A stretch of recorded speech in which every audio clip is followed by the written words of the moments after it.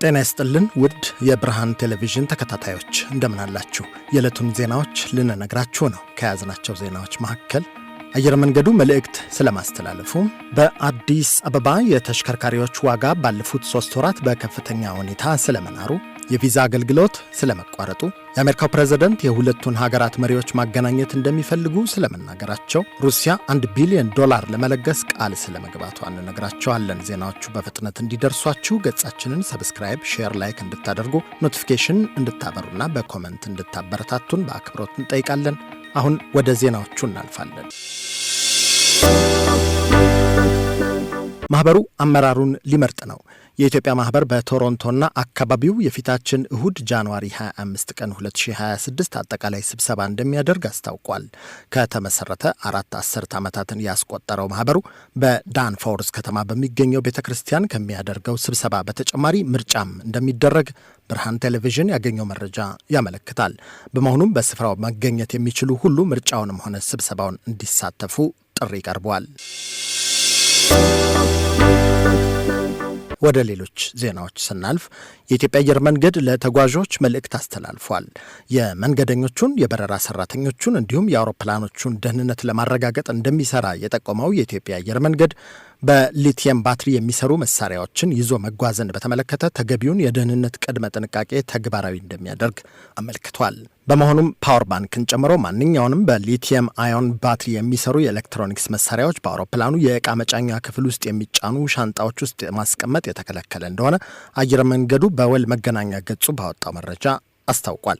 መንገደኞች ወደ አውሮፕላን ውስጥ ይዘዋቸው የሚገቡ በሊቲየም ባትሪ የሚሰሩ የኤሌክትሮኒክስ መሳሪያዎችን በአውሮፕላኑ የዕቃ ማስቀመጫ የላይኛው ክፍል ውስጥ ማስቀመጥ የተከለከለ ነው ያለው አየር መንገዱ ተጓዦች ፓወር ባንኮችን ከፊት ለፊታቸው ባለው መቀመጫ ስር በሚገኝ ክፍት ቦታ በማስቀመጥና አውሮፕላኑ ውስጥ ጥቅም ላይ ባለማዋል ሊተባበሩ እንደሚገባ አሳስቧል። በአዲስ አበባ ከተማ የተሽከርካሪዎች ዋጋ ባለፉት 3 ወራት በከፍተኛ ሁኔታ መጨመሩ ተነግረዋል። በአንድ መኪና እስከ 1 ሚሊዮን ብር ወጪ እንደሚታይም ተመላክቷል። በመዲናዋ ባለፉት 3 ወራት ውስጥ በተሽከርካሪዎች መሸጫ ዋጋ ላይ ታይቶ የማይታወቅና ገበያውን ያናወጠ ከፍተኛ የዋጋ ጭማሪ መመዝገቡን ነጋዴዎች ገልጸዋል። እንደ ባለሙያዎች ገለጻ ከሆነ በዚህ አጭር ጊዜ ውስጥ በተለይም በኤሌክትሪክ ተሽከርካሪዎች ላይ ከ500,000 እስከ 1 ሚሊዮን ብር የሚደርስ የዋጋ ጭማሪ ታይቷል እየተባለ መሆኑን ብስራት ሬዲዮ ተናግሯል። ለዚህ የዋጋ ንረት እንደ ማሳያ የሚጠቀሰውና በከተማዋ በስፋት የሚታየው የቢዋይዲ ሴጉል የኤሌክትሪክ መኪና 6 ከ3 ወራት በፊት ከ2.4 እስከ 2.5 ሚሊዮን ብር ይሸጥ የነበረ ቢሆንም በአሁኑ ወቅት ከ1 ሚሊዮን ብር ድረስ በሚደርስ ጭማሪ በማሳየት 3.4 ሚሊዮን ብር እየተሸጠ ይገኛል። በተመሳሳይ የዩዋን አፕ የተሽከርካሪ ምርት ቀድሞ ከነበረበት 3.6 ሚሊዮን ብር ወደ 4.8 ሚሊዮን ብር ከፍ ብሏል ተብሏል። ይህ ዋጋ ጭማሪ እንደ መኪናው አይነት ሞዴልና ደረጃ ከዚያም በላይ ሊሄድ እንደሚችል ነው የተጠቆመው። ለዚህ የዋጋ ጭማሪ እንደ ምክንያት ተብለው የተጠቀሱት ደግሞ የዶላር ምንዛሬ ዋጋ መጨመርና የኢትዮጵያ ኤሌክትሪክ ተሽከርካሪዎች ዋነኛ ምንጭ የሆነችው ቻይና ከመኪና ኤክስፖርት ጋር በተያያዘ ተግባራዊ ያደረገችው አዲስ መመሪያ ነው ተብሏል።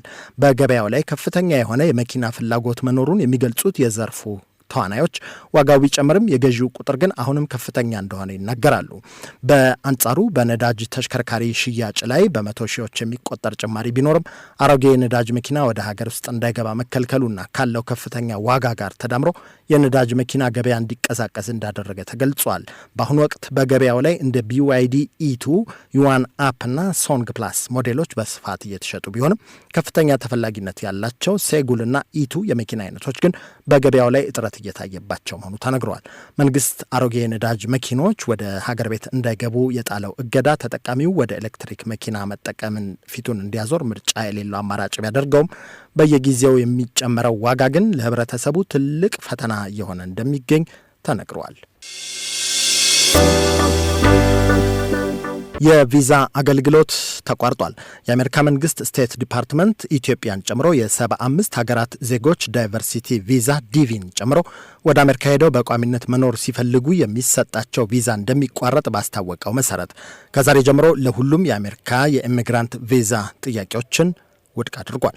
በዚህም የአሜሪካ ዜግነት ያላቸው ልጆች፣ የትዳር አጋሮችና ወላጆች ጭምር ወደ አሜሪካ ለመሄድ ቪዛ እንደማይሰጣቸው ለቲግቫ የተናገሩት የህግ ባለሙያው አቶ ሙሉዓለም ጌታቸው እገዳው ከሁሉም በላይ ሰዎችን ከትዳር አጋሮቻቸው፣ ልጆቻቸውና ወላጆቻቸው የሚነጥል እንደሆነ መናገራቸውን ዘግበዋል። የአሜሪካው ፕሬዝዳንት የሁለቱን ሀገራት መሪዎች ማገናኘት እንደሚፈልጉ በድጋሚ ተናግረዋል።